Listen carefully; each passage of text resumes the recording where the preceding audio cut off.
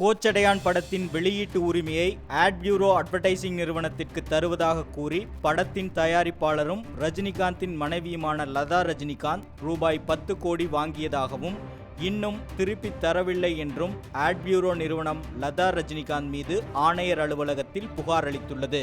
இதற்கு பதிலளிக்கும் விதத்தில் ரஜினிகாந்தின் மக்கள் தொடர்பாளர் ரியாஸ் அகமது பத்திரிகை செய்தி ஒன்றை அனுப்பியுள்ளார்.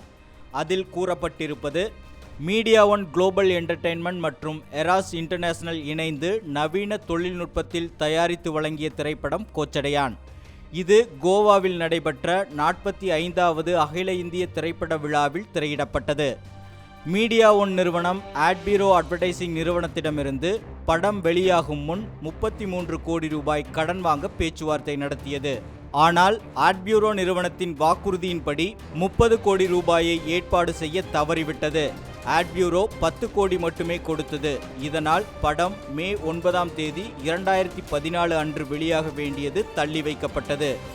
மீடியா ஒன் 10 கோடி ரூபாயில் 4.75 கோடியை திருப்பி செலுத்திய நிலையில் மற்றொரு 4 கோடி வங்கி வரைவோலையாக செலுத்தியது.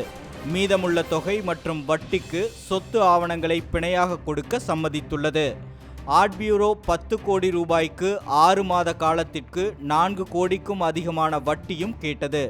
மேலும் இந்த தகவலை பத்திரிகைக்கு கொண்டு செல்வதாக அச்சுறுத்தி நிர்வாகத்தின் பெயரை களங்கப்படுத்தியது மட்டுமல்லாமல் திருமதி லதா ரஜினிகாந்த் அவர்களையும் அவமானப்படுத்தியது. இந்த பணப்பரிவர்த்தனையில் திருமதி லதா ரஜினிகாந்த் அவர்கள் ஒருபோதும் தலையிடவில்லை. ஆட் பியூரோ கொடுத்ததாக சொல்லக்கூடிய எந்த ஒரு காசோலையையோ உத்தரவாத கையெழுத்தோ லதா ரஜினிகாந்த் அவர்கள் கொடுக்கவில்லை. அவர்கள் 33 கோடி ரூபாய் பணப்பரிவர்த்தனையில் மட்டுமே கையெழுத்திட்டுள்ளார். அவை இந்த பரிவர்த்தனைக்கு உட்பட்டதில்லை.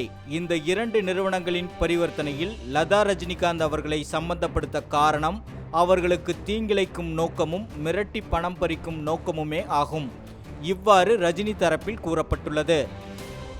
சேக் பரீத், ரெட் பிக்ஸ் நியூஸ்.